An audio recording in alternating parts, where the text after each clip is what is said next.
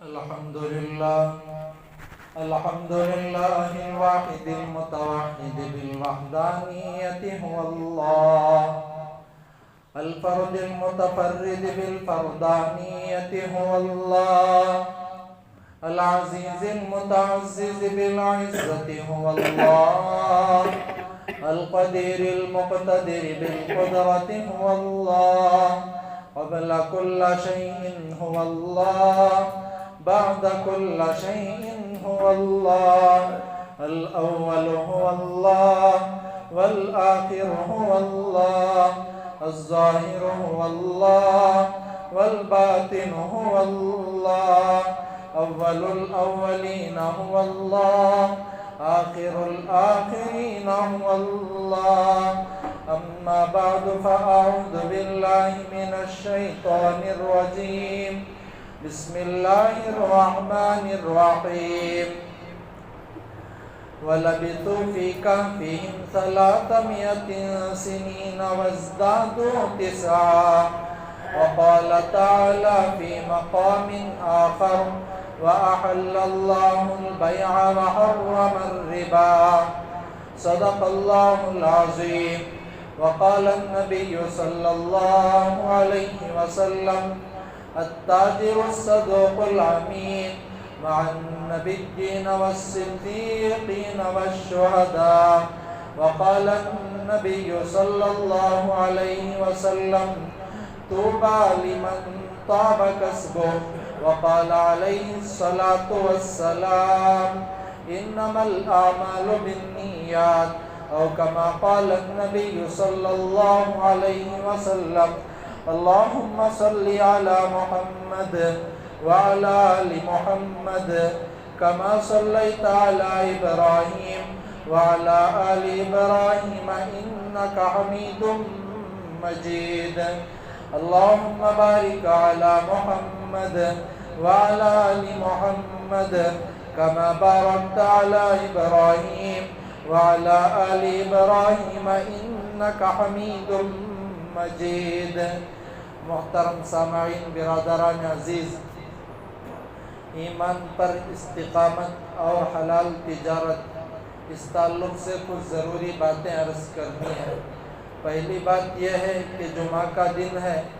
مسند احمد ایک بہت بڑی کتاب ہے، اس کے اندر یہ بات لکھ کر ہے کہ جو کوئی جمعے کے دن سورہ کہف کی 10 آیتیں شروع کی حفظ کر لے اور پڑھ لے جمعے کے دن، تو اگر اس دوران دجال بھی نکل آئے تو دجال کے فتنے سے محفوظ ہو جاتا ہے. اور ایک جگہ ایک حدیث میں یہ بات لکھ کر ہے کہ اگر کوئی جمعہ کے دن سورہ کہف کی تلاوت کرتا ہے تو آئندہ آنے والے جمعہ تک جو بھی فتنے ہوں گے اللہ ان فتنوں سے حفاظت فرمائیں گے. اگر پورا سورہ کہف پڑھنے میں دقت محسوس ہو رہی ہو تو کم حالت میں شروع کی 10 آیتیں تو پڑھ لی جائیں. انشاءاللہ اللہ تبارک و تعالی ہر فتنے سے ہماری حفاظت فرمائیں گے. سورہ کہف قرآن کی 18ویں سورت ہے. اس سورہ کہف کے اندر ایک واقعہ لکھ کر ہے کہ 7 آدمی تھے جو بادشاہوں کی اولاد ہی میں ان کا شمار ہوتا تھا، اور دقیانوس بادشاہ کے دور میں یہ پائے جاتے تھے. ایک مرتبہ یہ قوم، دقیانوس بادشاہ کے دور کی قوم، ایک دن عید منانے لگی. تو اس عید کے دن انہوں نے بت پرستی کو اختیار کرتے ہوئے بتوں کے سامنے سجدہ کرنے لگے. تو یہ جو 7 آدمی تھے، ان 7 آدمیوں کو اس بارے میں کراہت محسوس ہوئی. ہم تو اللہ کے ماننے والے ہیں، کسی کے سامنے پوجا کرنا، کسی کے سامنے سجدہ کرنا ہمارے واسطے جائز نہیں. یہ بات ان کے دل کے اندر آئی تو 7 نے مشورہ کر یہ غار کی طرف چلے گئے، اور وہاں بیٹھے بیٹھے اللہ نے ان پر نیند طاری کر دی. اللہ نے قرآن میں فرمایا: 300 سنین وازدادوا 9. 309 سال تک یہ سوتے رہے۔ اللہ نے 309 سال کے بعد ان کو زندگی پھر دی۔ دیکھیں ایمان پر استقامت انہوں نے حاصل کرتے ہوئے اپنے آپ کو یہ غار کے حوالے کیا اور اللہ کے حوالے کر دیا، تو اللہ تبارک و تعالیٰ نے ان کی ایسی حفاظت کی کہ 309 سال کے بعد بھی انہیں زندگی دی۔ تو اس واقعے سے ہمیں سبق ملتا ہے کہ حالات جو بھی آئیں، اچھے آئیں، خوشی کے آئیں، برے آئیں، پریشان کن لمحات آئیں، چاہے مسئلہ جو بھی پیش آ جائے، ایمان پر استقامت سے کام کریں تو اللہ تبارک و تعالیٰ کی مدد ضرور شامل حال ہوگی۔ اگر ایمان پر حالت آنے کی وجہ سے اگر ہم دنیا سے رخصت ہو گئے، شہادت کا مرتبہ تو ضرور ملے گا، اللہ تبارک و تعالیٰ اس کا نعم البدل کل آخرت میں ضرور عطا کریں گے۔ تو بڑی بات یہ ہے کہ ہم اپنے ایمان میں مضبوط ہو جائیں، اللہ پر بھروسہ مضبوط کر لیں، اللہ سے ڈرنے والے بن جائیں اور ہمارے نبی صلی اللہ علیہ وسلم کے طریقوں پر چلنے والے ہم بن جائیں تو کامیابی خود بخود ہمارے قدم چومنے لگے گی۔ دیکھیں حضرت مفتی شفیع رحمۃ اللہ علیہ ایک بہت بڑی بات فرمایا کرتے تھے کہ اگر تم دیکھ رہے ہو کہ باطل ابھر رہا ہے، باطل ترقی کر رہا ہے، جبکہ اللہ نے قرآن میں فرمایا ان الباطل کان زہوقا، باطل تو مٹنا ہی ہے، پستی کی طرف جانا ہی ہے، اس کے باوجود اگر باطل اوپر جاتا ہوا تمہیں نظر آ رہا ہے تو یہ بات اس میں طے ہے کہ حق بات ان کے ساتھ جڑ گئی ہے، جس کی وجہ سے باطل اوپر جا رہا ہے، جبکہ باطل کو اوپر جانے میں کوئی راستہ ہی نہیں ہے۔ اگر ہمارے دلوں میں یہ بات ہم طے کر لیں کہ ہم حق پر ہی رہیں گے، اللہ تبارک و تعالیٰ راستے کھول کر رکھ دیں گے، مگر شرط یہ ہے کہ ہم اپنے اعمال کو درست کر لیں، اس لیے کہ اگر ہمارے اعمال درست نہیں ہوں گے اللہ تبارک و تعالیٰ کی طرف سے حالات آتے رہیں گے۔ اس بات پر غور کریں، اللہ کے نبی صلی اللہ علیہ وسلم جب دنیا سے رخصت ہو رہے تھے تو آخری وقت میں دو باتیں ارشاد فرمائی، الصلاۃ وما ملکت ایمانکم، تم نماز کی پابندی کرو، اور دوسری بات ہمارے نبی نے فرمایا کہ تم اپنے ماتحتوں کا خیال ضرور رکھا کرو، جو تمہارے ہاتھ کے نیچے کام کرتے ہیں، تمہارے نوکر، تمہاری ملازم جو بھی ہیں، ان کے ساتھ تم حسن سلوک کا برتاؤ ضرور کرنا۔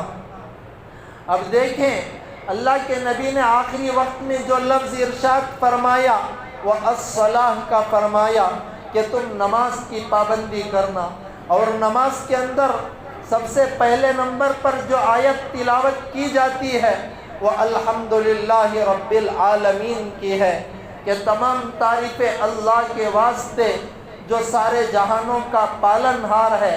یہاں اللہ نے پالن ہار کی بات کی کہ دیکھو اگر تمہیں کوئی رزق دیتا ہے تو وہ اللہ ہے، اللہ ہی ہے جو تمہیں رزق دینے والا ہے۔ یہاں دیکھیں اللہ تبارک و تعالیٰ نے کھلے طور پر فرمایا کہ تمہیں رزق میں دیتا ہوں، وَأَمُرْ أَهْلَكَ بِالصَّلَاةِ وَاصْطَبِرْ عَلَيْهَا، اپنے لوگوں کو، اپنے اہل و عیال کو نماز کی دعوت دینا۔ لا نسألك رزقا، رزق کا سوال میں تم سے نہیں کرتا، نحن نرزقک، ہم تم کو رزق دیتے ہیں، والعاقبۃ للتقوی، اور نیک کاروں کا انجام، تقوی کرنے والوں کا انجام بہتر ہی ہوتا ہے۔ ابھی اس بات میں غور کریں کہ ہم رزق کے واسطے، روزی کی تلاش کے واسطے نہ جانے کیسے کیسے اقدام اٹھا رہے ہیں، نہ جانے ہمارا قدم کس طرف اٹھ رہا ہے، اس کی ہمیں پرواہ ہی نہیں ہے۔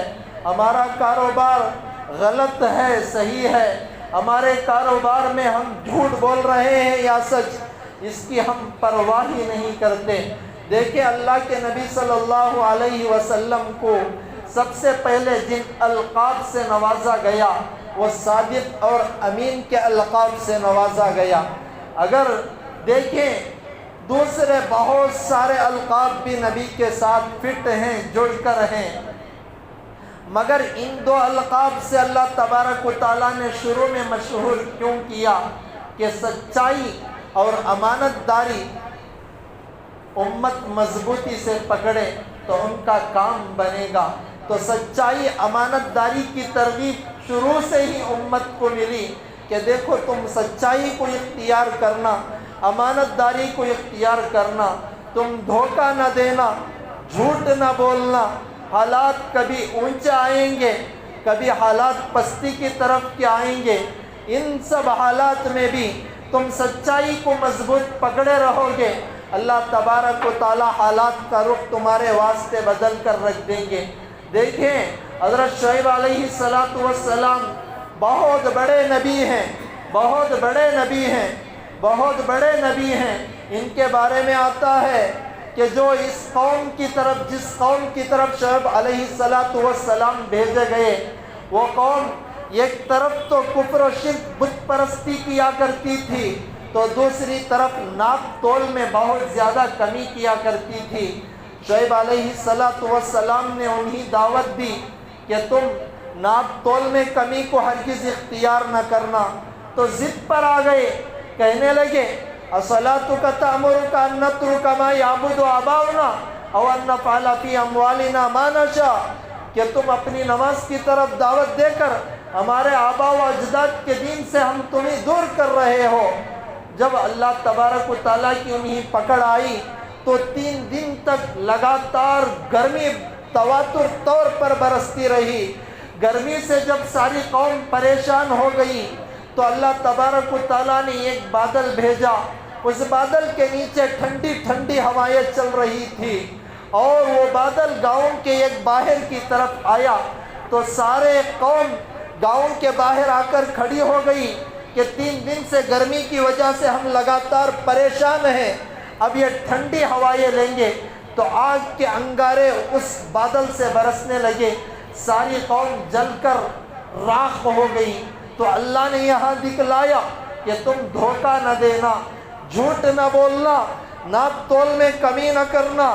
یہ دنیا ہے، دنیا کی خواہشات کے پیچھے پڑو گے، دنیا کی لذتوں کے پیچھے پڑو گے، تمہیں جتنی بھی دنیا مل جائے، جتنی بھی تم دنیا حاصل کر لو، مگر اس کے باوجود تمہارے دل کے اندر اللہ تبارک و تعالیٰ کی جو نعمتیں تمہیں مل کر ہیں، ان نعمتوں کے ملنے کے باوجود تمہارے دل میں کچھ نعمتوں کی کمی خود بخود محسوس ہونے لگے گی۔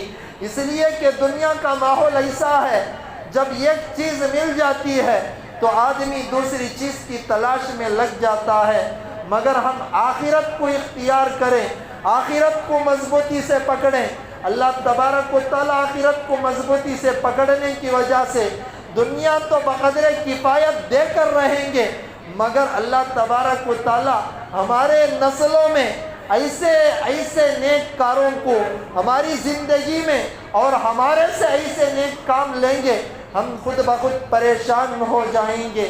دیکھیں واقعات کو صرف سننا اور چھوڑ دینا نہیں، بلکہ ان واقعات پر عمل کرنا یہ ہماری ذمہ داری بنتی ہے۔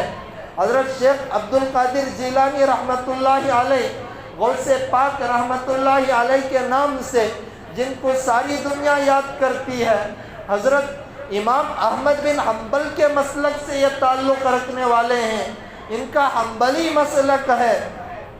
ان کے والد محترم کے بارے میں آتا ہے کہ ایک مرتبہ یہ کسی سفر پر روانہ تھے، جوانی کا عالم تھا، جوانی کے عالم میں ایک مرتبہ سفر پر جا رہے تھے، ایک پانی کا نالا بہہ رہا تھا، اس نالے کے اندر ایک سیب بہہ کر آ رہا تھا۔ حضرت کے والد محترم جن کو ابو صالح کے نام سے دنیا یاد کرتی ہے، بھوک لگی ہوئی تھی، اس سیب کو اٹھایا اور آدھا ہی کھایا تھا، فوراً دل کے اندر اللہ کا ڈر پیدا ہو گیا کہ میں نے غلطی کر دی، اس وجہ سے کہ میں مالک کی اجازت کے بغیر یہ سیب کھا رہا ہوں۔ فوراً جس طرف سے یہ سیب بہہ کر آ رہا تھا اس طرف تھوڑی دور چلے تھے ایک سیب کا باغ نظر آیا، اس سیب کے باغ کے اندر گئے اور مالک کا پتہ لگایا، مالک کے پاس گئے تو مالک کے پاس جانے کے بعد حضرت ابو صالح نے کہا کہ میں آپ کی اجازت کے بغیر آدھا سیب کھا گیا ہوں، مجھے معاف کر دیں۔ مالک نے دیکھا یہ کوئی صالح آدمی ہے، فوراً کہنے لگے کہ دیکھو اگر میں تمہیں معاف کرنا ہے تو 2 شرطیں ہیں۔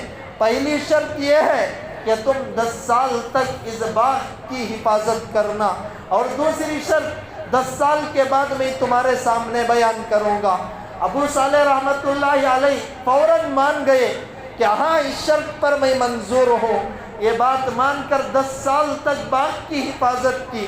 جب 10 سال مکمل ہو گئے، ابو صالح باغ کے مالک کے پاس گئے اور کہا کہ میرے 10 سال مکمل ہو گئے ہیں، دوسری شرط بتا دو۔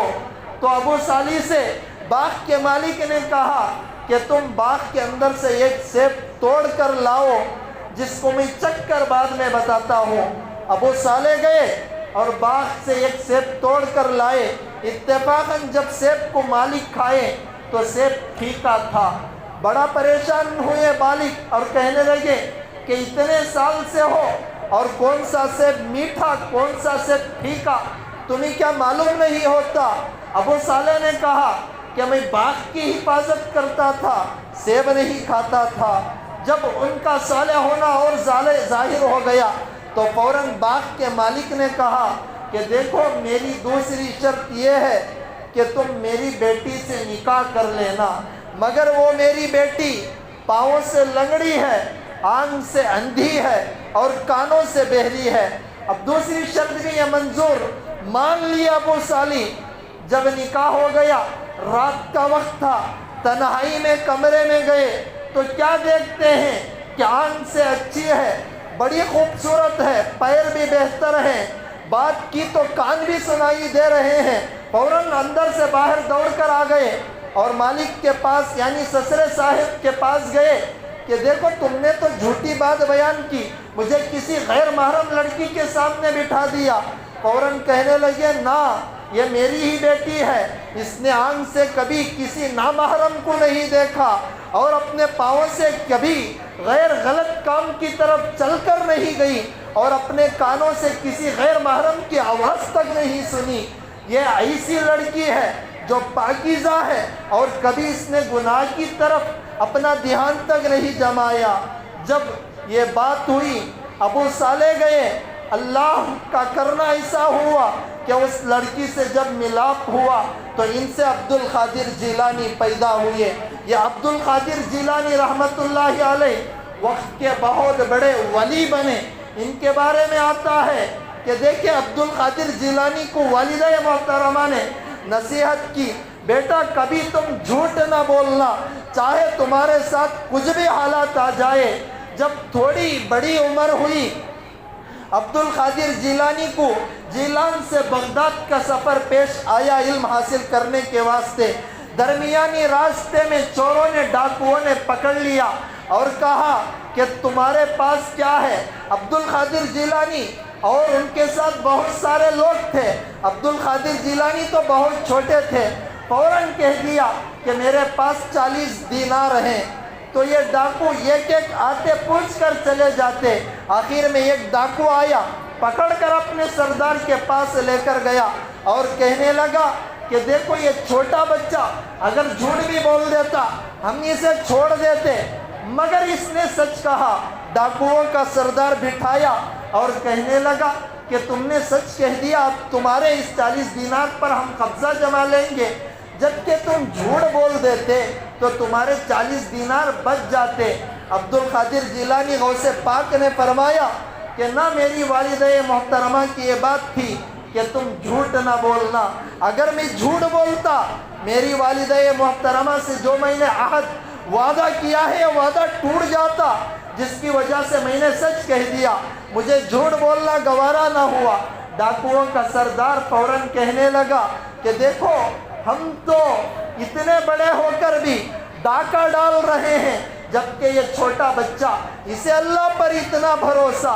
فوراً اپنے سارے لوگوں سے، سارے چوروں سے کہا کہ اب ہم اللہ سے معافی مانگ لیں گے، اس گناہ سے توبہ کر لیں گے۔ اب ان واقعات سے ہمیں سبق ملتا ہے کہ اگر امانت داری کا تقوی کا قدم بڑھے گا، اولاد ایسی نیک ہوگی، اولاد ایسی نیک ہوگی، تو اللہ تبارک و تعالیٰ اس کا فیض ایسا جاری کریں گے کہ ڈاکو بھی توبہ کرنے پر مجبور ہو جائیں گے۔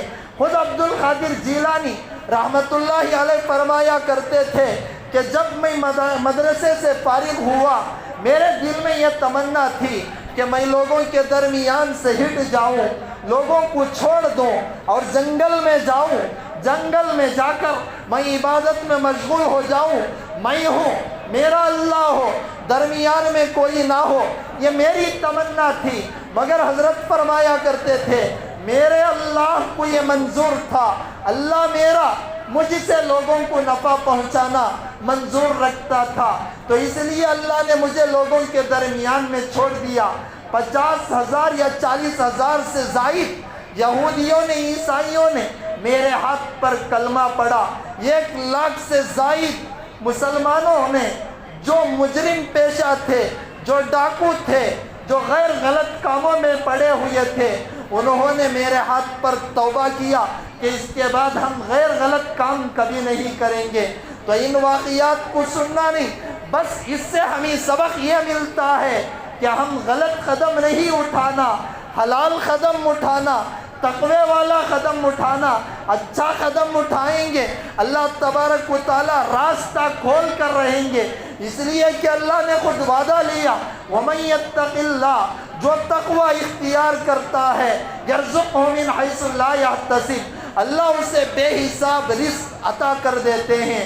آج ساری دنیا روزی روٹی، کھانے پینے، پیسہ دولت، پراپرٹی کے لحاظ سے بڑا پریشان کیوں ہے؟ جبکہ دنیا آج کہہ رہی ہے کہ لوگوں کی تعداد بڑھنے کی وجہ سے، آبادی بڑھنے کی وجہ سے آج رزق کی تنگی محسوس ہو رہی ہے، جبکہ یہ بات غلط ہے، اس لیے کہ اللہ نے قرآن میں وعدہ کیا نحن نرزقہم، ہم رزق دیتے ہیں تم کو بھی، سب کو بھی۔ یہ اللہ کا جب وعدہ ہے تو دنیا کیوں پریشان ہے؟ ساری دنیا کے اندر سودی نظام پھیل چکا ہے، اس سودی نظام کے پھیلنے کی وجہ سے دنیا پریشان ہے، جبکہ میرے نبی خوشی کا اظہار کریں گے آبادی زیادہ ہوگی، تو آبادی کے زیادہ ہونے کو دیکھ کر میرے نبی خوشی کا اظہار کریں گے، جبکہ کئی ممالک قوانین بنا رہے ہیں کہ 2 بچوں سے زیادہ تعداد رکھنے کی اجازت نہیں ہے، جبکہ ہماری شریعت، ہمارا ایمان کہتا ہے کہ تم اپنی اولاد میں زیادہ کرو، اس لیے کہ یہ اللہ کے نبی کو پسند ہے۔ دیکھیں اللہ رزق دینے کا وعدہ کر رہے ہیں، اور اللہ تبارک و تعالیٰ نے قتل و غارت گیری سے بھی منع کیا کہ تم اپنی اولاد کو نہ مارو، اس لیے کہ وہ اولاد جب بھی دنیا کے اندر آتی ہے اپنا رزق لے کر آتی ہے۔ کوئی آدمی اس وقت تک نہیں مرتا، کوئی آدمی دنیا سے اس وقت تک رخصت نہیں ہوتا جب تک اس کا رزق ختم نہیں ہوتا۔ یہ اللہ کا بنایا ہوا اصول ہے۔ جبکہ اب دنیا پریشان ہے تو غیر غلط کام میں قدم اٹھانے کی وجہ سے آج سودی نظام اتنا زیادہ برپا ہو گیا کہ سودی نظام کی اگر برائیوں کو بیان کیا جائے تو سودی نظام کے برائیوں کو بیان کرنے پر لوگوں کی طرف سے طعن و تشنیع پڑ رہی ہے علماء پر کہ بار بار سودی نظام کی خرابیوں کو کیوں پیش کیا جا رہا ہے۔ جبکہ دنیا پریشان ہو رہی ہے تو سودی نظام کی خرابیوں سے پریشان ہو رہی ہے۔ اللہ سودی نظام کے اندر سے برکتوں کو اٹھا کر پھینک دیتے ہیں، تو برکت جس مال میں نہیں ہوگی تو پریشان کن لمحات اس مال کے اندر خود بخود شامل ہو جاتے ہیں۔ جب اللہ کی مدد نہیں ہوگی، گھر کے 5 افراد کمائیں گے، اس کے باوجود گھر کے اندر سے تنگ دستی ختم نہیں ہوگی، گھر میں 6 افراد ہوں گے، بڑی بڑی کمائی ہوگی، مگر اس کے باوجود گھر کے اندر سے پریشان کن لمحات ختم ہونے کے واسطے تیار نہیں۔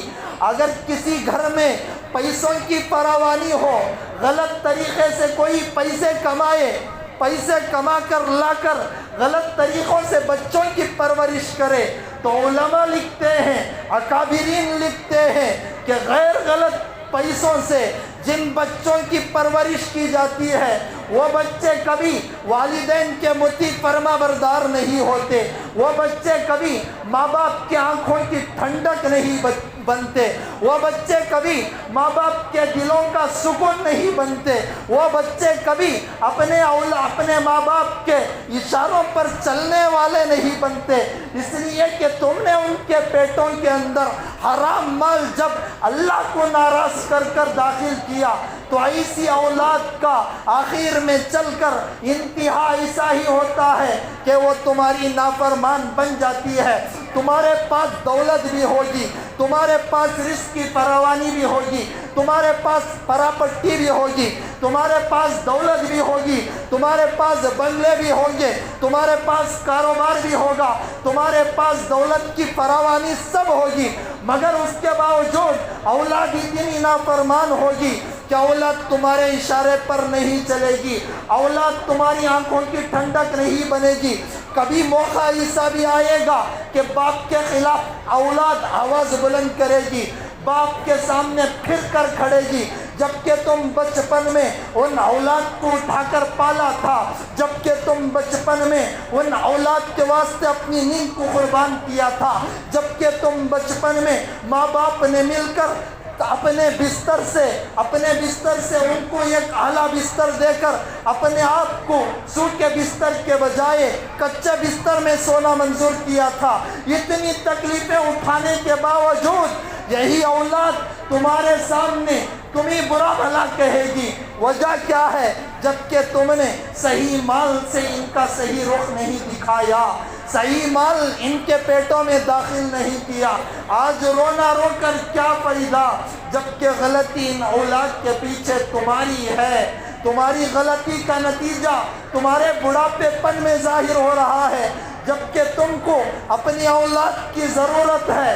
تمہارے اندر بڑھاپے کی وجہ سے تمہارے اعضاء میں کمزوری پیدا ہو چکی ہوتی ہے، اس وقت تمہاری اولاد تمہاری نافرمان بنتی ہے، تمہارے آنکھوں میں آنسو ہوں گے، مگر ان آنکھوں میں آنسو آنے کے باوجود تمہیں کوئی پوچھنے والا نہیں ہوگا۔ تو اس لیے دھوکہ بازی، عیاری، جرائم پیشہ، حرام کام سب کو چھوڑنا پڑے گا، حلال مال کو استعمال کرنا پڑے گا۔ اس کے باوجود اگر کسی کو پریشانی آ رہی ہو تو تم ہمیشہ دین کو مضبوط پکڑ لینا۔ اللہ کے نبی کے پاس ایک مرتبہ ایک صحابی آئے، کہنے لگے یا رسول اللہ رزق کی بڑی تنگی ہے۔ نبی نے فرمایا کہ دیکھو تم وضو کو مضبوط پکڑ لینا، ہمیشہ باوضو رہنا۔ آج کل رزق کی فراوانی کے واسطے بڑے بڑے وظائف گھر کے اندر عورتیں کر رہی ہیں، مگر میرے نبی نے مختصر وظیفہ بتلایا، ہمیشہ باوضو رہا کرو، رزق کے اندر فراوانی ہو جائے گی۔ آج کل علماء کے پاس بھی لوگ آ کر یہی کہہ رہے ہیں رزق کی بڑی ٹینشن ہے، رزق کی بڑی تنگی ہے۔ آگے چل کر عاملوں کے پاس بھی لوگ جا رہے ہیں، کیا کریں کاروبار ہی نہیں چلتا، کیا کریں کاروبار میں پریشانی ہے، جبکہ میرا نبی مختصر وظیفہ بتلا رہا ہے تم وضو کو مضبوط پکڑ لینا، تھوڑے دن کے اندر تمہارے رزق میں فراوانی خود بخود پیدا ہو جائے گی۔ اگر تم 24 گھنٹے وضو میں رہو گے رزق میں برکت ہوگی، اگر رات میں سوتے وقت بھی وضو کر کے سو جاؤ گے فرشتے تمہارے واسطے دعا استغفار کرتے رہیں گے۔ جب فرشتوں کی دعا، فرشتوں کا استغفار تمہارے حق میں ہوگا، اللہ تبارک و تعالیٰ تمہارے واسطے رزق کے دروازے کھول کر رکھ دیں گے۔ تو بڑی بات یہ ہے استقامت ایمان میں پیدا کریں، دوسری بات حلال مال کی تلاش میں نکلے، تیسری بات ایسا کاروبار اختیار کرے جس سے ہمارا اللہ ہم سے راضی ہو جائے۔ اللہ عمل کی توفیق عطا فرمائے۔ آمین وآخر دعوانا الحمدللہ رب العالمین۔